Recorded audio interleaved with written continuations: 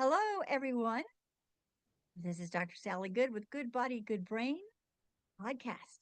And today I am talking to someone who is actually quite far away. And over here, it's about 80 degrees. And over there, it's probably about 25 degrees, I'm guessing. We're right And around freezing. oh, yes. And she had a really big adventure recently. She is part of Midlife Reimagined. That's our theme for today. And it's a great one because everybody deserves a new midlife, a new season. And she had one in New York City on a billboard. And I can't wait for Cathy to tell you about it. So take it away. Perfect. Well, thank you so much for having me on your show, Sally. It's wonderful to be here. And yes, I love focusing on creating new adventures in midlife. And that's I've built my business around it. And yes, just last week I was in New York City. It's funny, in some ways it seems like it was a long time ago, and in some ways it's like, no, it was just last week. And one of my books, we had a billboard in Times Square. So there's about 10 women joined me there, different authors from the book. It was an anthology book. And so it was really great fun. We spent 2 days kind of masterminding and getting to know each other and going to some cool restaurants. And then we had our billboard up on Times Square. So we did a lot of photo shoots going, yay, look at us. A videographer.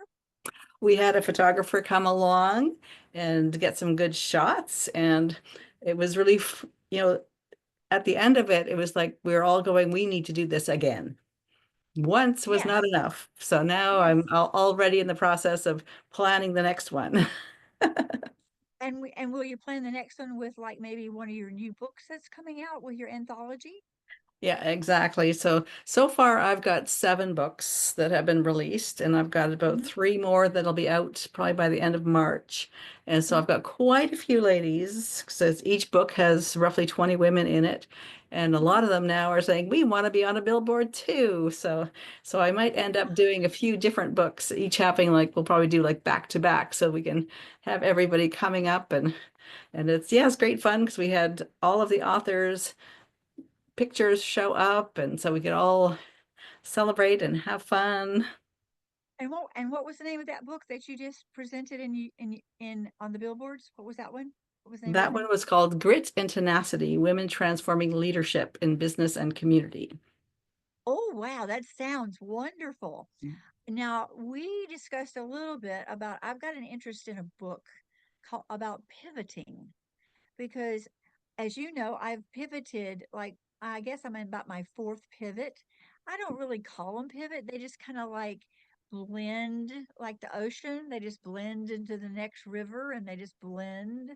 That's Yeah, the way it yeah. feels. But people say, oh, heck, you've been a psychologist for 20 years. And so you're doing sales and marketing. I said, well, I started out in sales and marketing.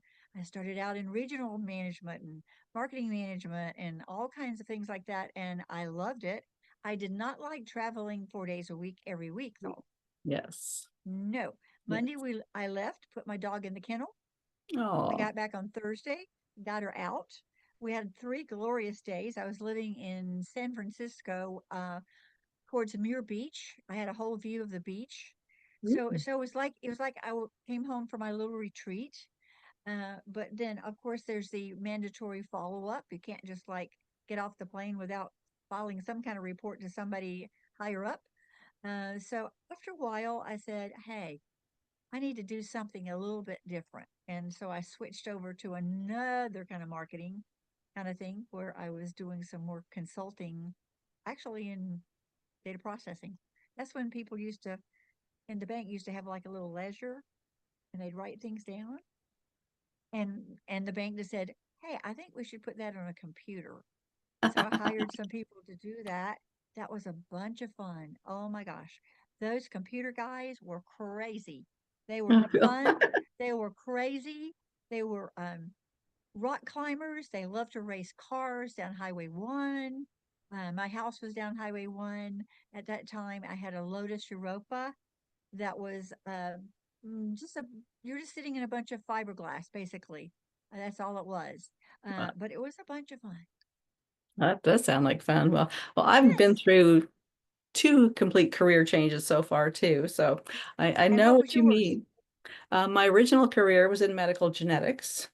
Oh, yes, So yes. for 25 years, I worked mostly in hospital labs and public education doing diagnostic analysis. So actually looking Hmm. at human genetics and what, from a medical point of view, might be wrong, or doing a lot of Hmm. prenatal diagnosis of Yes. problems coming up. And yes, after 25 years in that field, I realized that I couldn't see myself doing that for another 30 years. Hmm. And so I made the big shift, and then I went into financial planning because I Woo! had the vision that I was going to help women change their life. And I Hmm. thought that's how I could do it. But then after 10 years of that, you realize in that industry, you're just caught in this little box of rules and regulations and not really changing anyone's life. And so about 4 years ago now, I made that big decision to leave that all behind too. And I continue to follow my goal of helping women change their life in a positive Yes, way, yes. but it was another complete career change. And I even say if you asked me 5 years ago if I saw myself getting into publishing and being an author, I would have definitely laughed at you because there was nothing in my previous lives that pointed in this direction. Mm. Well, I think I told you that my very first degree was medical technology, and I was immunohematologist. And I did that 8 years until that really pesky virus appeared called HIV. Oh, yes. Because back in the day, we didn't even use gloves. We did venipuncture without gloves. I would go in the blood bank, and we use pipettes where you like suck up the material into the pipette, and if you weren't careful, you could suck it into your mouth. I was sort of like, I look back on those days and I think, boy, I like, knock on wood, I didn't ever catch anything because it was possible. I was working in an area of the world in North Carolina where that particular virus wasn't very prominent, but there's all kind of other Yes, viruses you so you can got catch, etc. hepatitis and you got, It's not the only one. Yeah, hepatitis B, C, mostly C would have been one of them, as well as several others. So that's when I made that pivot out of blood into selling the reagents that were used in the lab. It was a natural transition. perfect. Yes. Yes, and then the company moved me to San Francisco, which was even better. Silicon Valley? Oh, well, I had clients in Silicon Valley, but I actually lived right in the heart of San Francisco, about a block from where the end of Lombard, the Crooked Street. So if I looked out the front, I could see Alcatraz. If I looked out my back, I Wow. could see Coit Tower, and I could watch the ships come in. I had a little tiny little veranda, and I took my golden retriever with me.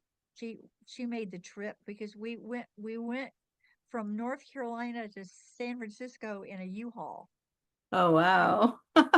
and I arrived there with no place to live, just a newspaper. That's a long drive, and that's a busy city to look for a new place in. Well, I found a place, a flat.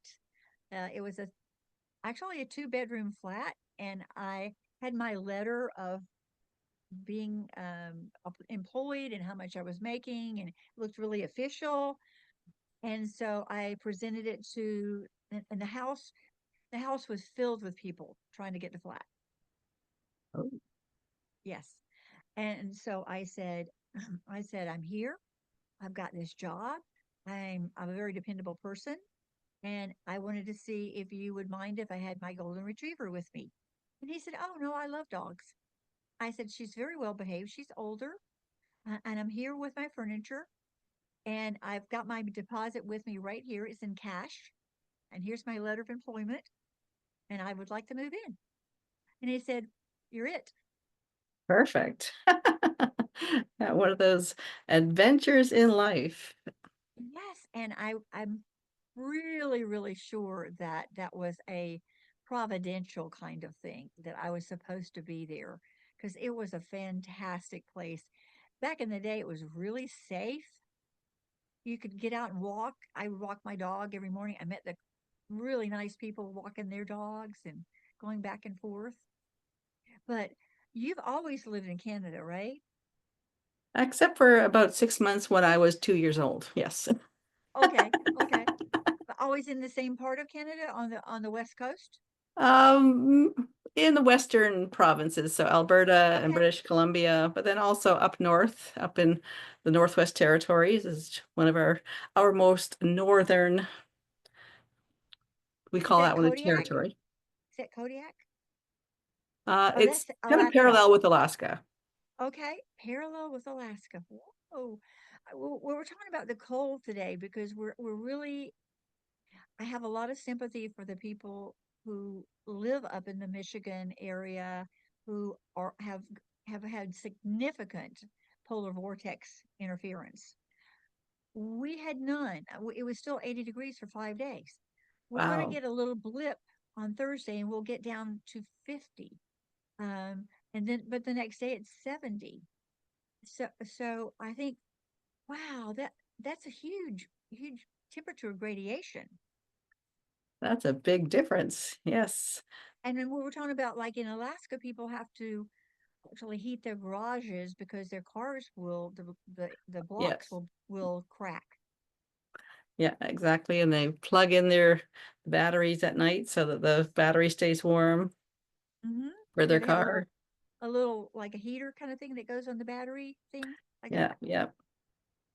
Wow, yes, it's a whole nother world. I Yes, I yes. think I think this iteration of this season, I'm not headed for cold. I know. I would like I talked to somebody who lived in Gibraltar the other day, Ooh, a- wow. and it is the southernmost UK managed territory there is. Um, the the person I spoke to could see Morocco across the strait, so Wow. that's really far down. He said it was fabulous. There were about 35,000 people on the island, and trying to find a place to live was awful, horrendous, because everybody wants to live there because it's a UK territory. If you're from the UK, you just pop on down, no kind of paperwork whatsoever, and there you are in the southernmost tip of something that's in part of the UK. I Wow. said, "Well, God bless you." And he said, I this didn't know person that. also had a an apartment in London. Wow. Yeah, no, with the books that I've been doing, the multi-author books, I've been meeting ladies from all over the world, and it's been so Yes. neat. Got one of the ladies that just joined my book is from Dubai. I've got Oh one yeah. lady in Bali and of course New Hmm. Zealand and Australia. And Yes. and now part of what I'm imagining is that I'm going to start traveling the world to actually Hmm. meet some of these people that I'm working with in my books. So Yes. I'm Yes. You could visioning do a right regional now. meeting. What's that? You could do a regional meeting where, like, say, all the people in Dubai and that whole area that Right. all could meet up because it's pretty easy to travel in between those places. Exactly. So we're going to do one meeting that's kind of Europe and UK, and another one lately I've also had a lot of ladies in various parts of Africa. So it's like, wow, I could just go different places and every year and meet a And few it's a more write people. off. It's write it off your taxes. I don't know if you do that. Yep, Yes. yep. If it's a It's a business business expense, expense. then it Yeah. comes off of that. And so yeah, so right now I'm starting to think about the idea of a trip to New Zealand next year. And Hmm. part of what I'm adding to my business is retreats. Yes. So most of what I've been doing is organizing multi-author books, bringing Hmm. women together to share their story, and then we launch the book, and it's a big celebration, but it's mainly done virtually because the women are from every corner of the world. But now that I'm starting to add retreats, now I can bring those ladies together in a retreat setting where we're masterminding, getting to know each other, having fun. Like the trip that I just did in New York is kind of an Yes. example of that. And that was And there's so many places in New Zealand that are fairly barren. I mean, there's people that live there, uh, but it's not touristy. The Maoris, have a lot of land, and they have a treaty, of course, and there's a lot of land and islands that you can still go out on and go fishing, and there's places to rent, etc. Some of them are humble, but some of them are like retreat. And there's people in New Zealand, of course, who just that's their livelihood. They do retreats for people. Gotta find those people. Gotta find those people. Because I have a client there, and whenever we have a talk, he's outside, and we're walking down the beach, and there's no one on the beach except those little birds. That sounds wonderful. Yes, and it's quite lovely, and the temperature is perfect. However, it's quite pricey now because Oh, all the really, really fine places that you could get are pretty much taken, and it's pretty hard to buy something, um, 2 or 3 bedroom kind of place that's more upscale. It's just difficult. hmm. But for a retreat, it would be wonderful because there's plenty of people who would love to do that. Yeah, no, that sounds perfect. And then of course, if I was over there, then I would have to go to Australia while I was Yes. already there. And then Hmm. maybe I'd pop over to Bali and, Hmm. meet some of the ladies I've connected with from there. And, I'd have to take a whole month off at least. Yes, I haven't met anybody yet from Tasmania, and it's Oh, quite no. an interesting country. All the different flora and fauna there. The Tasmanian devil, he's not a devil. He just has those eyes that glow at Just a night. crazy little But guy. yes, all those different kind of marsupials and creatures that we never get to see, as Yes. long as they aren't any large things like anacondas. I tend to stay away from those. Although we've got those in Florida. Ah, there you go. Yes. That is one of the nice things about living somewhere where it's a little cooler. We don't tend to Yes. get those guys unless they escape from a zoo or something. Yes, yes, but if it's cold, they're going to just be really slow. That's true. That's true. Although So in summertime. what's Well, the name of the next book that you're producing? What's is there the everything? next one that we'll be launching is called Passion, Purpose, and Possibilities. Ooh, that sounds great. And what's the general theme of that one? All of the women in that one are sharing their own life journey and how they have discovered their passion and are doing the things that excite them to create possibilities in their life and in the lives of their clients and the people around them. So to really focus on that, finding your passion and stepping into it. Well, I think women. I don't know. Do you remember the Gloria Steinem, Betty Friedan? Those are American people who really started the real feminist movement back in the day. Now that was my mom's era too, and my mom never really embraced the word feminism. She was an entrepreneur, and she was doing the same thing as my dad together in a business. We had two businesses together. So she never thought of herself as being any different than him. So as opposed, I think she would probably be considered like ahead of her time. But she just did what she did. I mean, it was just simple. Like, yeah, we do stocking, we sell things, we have customers, we do this, we do that. None of it ever like presented as like, oh, there's women doing this. They're not homemakers. Well, she did both. She was also a homemaker. She would come home during lunch and get lunch ready. Dad would leave the store, come home, get lunch, and take a nap, which I Oh, thought wow. was like a little inequality there. Although she Yeah. was a napper, he had to have his little nap, and then he'd go back to work, and he'd work late, and she'd come home at around 5ish and get dinner ready. So they had like this sort of like interplay back and forth, and they each had their roles and jobs. So they worked it out really well. But feminism at that time really wasn't a big deal. And then we had that whole era of like feminism, and people got crazy, and then they did the burn the bra thing, and et cetera, et cetera, et cetera. And I was living in San Francisco at the time, and I was thinking like that was really kind of funny because in San Francisco we don't wear bras. It was like, hello, we don't even do that. It's But too then warm. as things grew on, and I was thinking to myself, oh, okay, well, so we were over this. Okay, we're like equal in the marketplace. And then when you start exploring the corporate world, you're still not. No. See, when you No. write an anthology, everyone in the anthology is equal. Yes, everyone gets one chapter, Hmm. and it's all about sharing your personal journey and what you've been through, what you've learned along the way, and sharing those tips and tools and strategies that might help the reader as she comes Yes, through her own journey. and it might even help the guys too, because Yep, business is yep, business, regardless of who's doing it. that's right. Yep, well, exactly. And yes, I mean, so much of, the different phases we go through in life, Hmm. we're all going through them.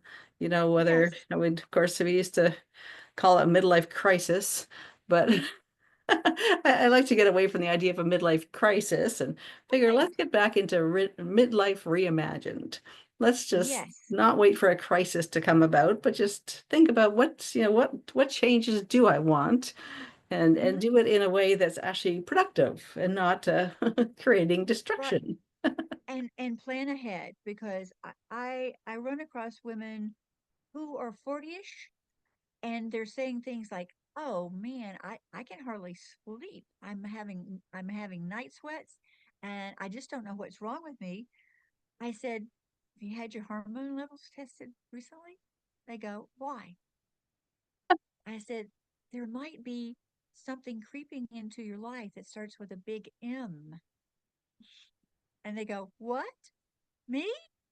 I'm only 42." Well, and now there's actually a test that you can buy in the store that tells you where you are on that journey. Oh, It's the same really? company that makes the tests for babies. The baby one is blue, the other one is green. And they said, "Are you kidding me?" I said, "No. Go to the pharmacy. There'll be it sitting right there, and you can take your test and find out, and then go see your doctor." Oh, But wow, I did it's not like know that. it's like we've been doing this for ever and ever and ever, but yet everything's sort of like a surprise. So, Well, and I think part of that is that menopause has definitely been a subject that our culture avoids. yes. And like so many other things, Hmm. we don't talk about it. So Hmm. you're right that the younger generations don't even really know about it until they get Yes. into it. And then they're like, oh, no one told me that. No one told me to expect this. No one told me I was going to go through that. And Hmm. and actually I've been really impressed with lately there's a big movement to really acknowledge menopause as an actual Yes. time in life that Right. needs to be acknowledged and that Hmm. we need to be given that medical support, the support around, just brain fog and not Right. feeling well and all these other Hmm. things we go through. And in some other countries, it's actually become a government set plan now, just like when you might take a maternity leave when you're pregnant, Hmm. that Hmm. there's now actually imposed benefits that come to support women in menopause. Well, that would be remarkable to have it This here. UK has things in place now. Last I heard, Australia is now putting them in place.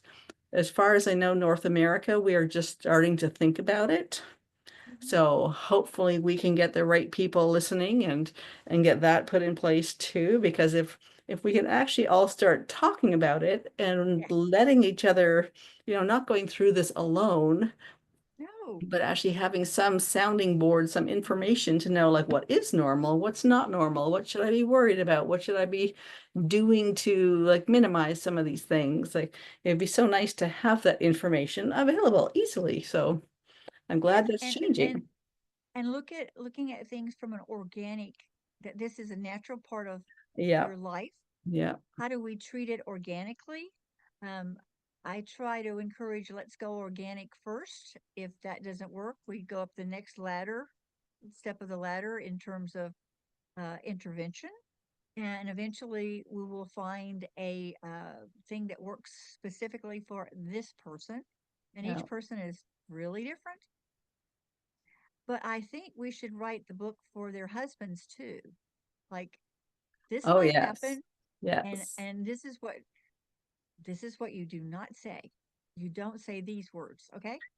Yes. And I'm not going to Yes. say the words that we're not supposed to say, but don't ever say that to your person when they're feeling this way, because you might just get like some reaction you don't want. No, and I would say that I got divorced when I was, I think, 48. And I would say definitely some of my menopausal symptoms Mhm. were major factors in us falling apart. Or his lack of Yes. support of Yes. those symptoms was Yes. probably what it Yes. was. Yeah, yeah, it Yes. wasn't you. I tease people. I said, yes, I am in mini pause. I have 6 dogs. Mine aren't mini. They're pretty big. I have medium paws. Yes, yes. And on today is I laugh and I joke and I call it Stupid Bowl, but it is the Super Bowl. It makes a lot of money for a lot of people. Um, and they had the Puppy Bowl earlier, Oh, I missed and that. they had one of the little puppies named Minnie, Mini, Paws. And I thought, do you think the person that named that puppy Mini Paws actually was thinking when they named it Mini Paws? It's like, where did that come from? Well, So it's everywhere. It's everywhere. People thinking about things like not thinking about them. yeah, no, exactly. But that's the adventure of being a woman, and I love the adventure of being a woman. Um, I wouldn't trade it for anything because each season has a total different uh, Oh, yes. whole set of knowledge, ways of being in the world, ways you can help people that both your same age and much younger, and uh, telling people like it's okay. Aging is not a shall we say, a disease. Yeah, Um, exactly. Yeah. yeah, when I work with elders in the nursing homes, they say, "Oh, I'm getting so old." I said, "Well, look, honey, what's the alternative here?" And they'll go, "Oh, well, I guess I should be happy that I'm aging, right?" I said, That's "Yeah, right. the That's right. alternative is not that good. Let's just keep on aging, okay?" Yeah. Yeah. 'Cause- No, and I think one other subject that we need to change how our culture looks at things is the idea of retirement. Because oh, what we've yes, grown up with that idea that we're supposed to just work and work and work and work and work till we get to this one day and then it's over.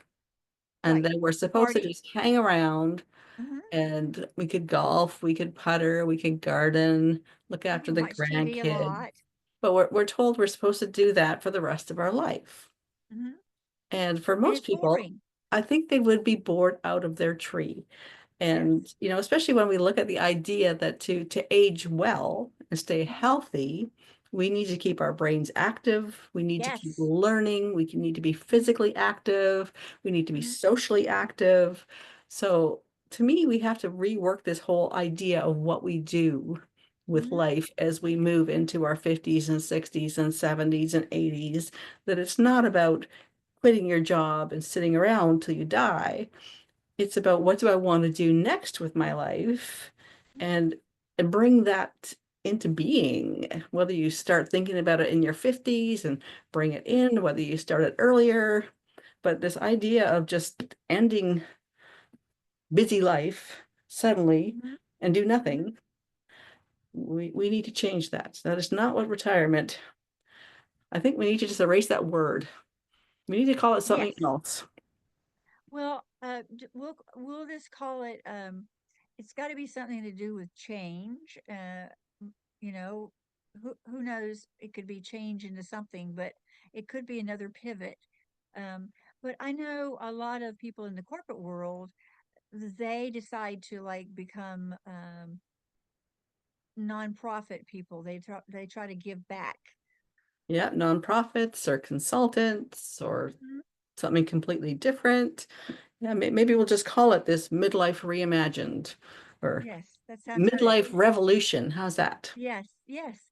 Today, Bissell, the vacuum company, Hmm. Bissell. Okay. Well, it's um, I guess she's the heir. I would say she's the heir of the Bissell company. I'm going to guess early 50ish or whatever.